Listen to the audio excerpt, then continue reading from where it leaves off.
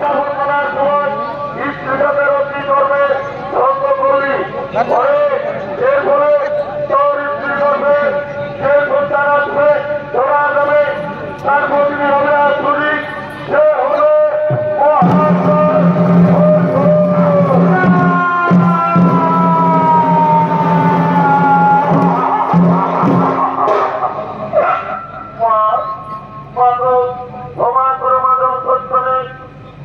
আমি করেছি ধর্মে আচরণ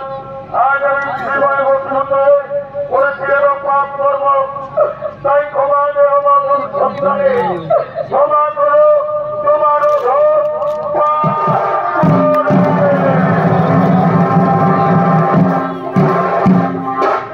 পুত্র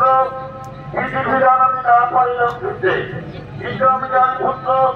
কর্মগুণে তোর পুত্র হবে মহাবলশালী এবার আমি আসছি পুত্র এবার আমি আসছি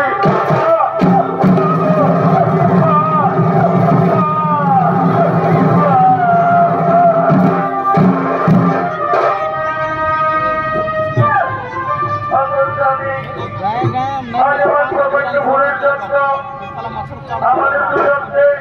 অতুল সন্তানের বাবা করতে হবে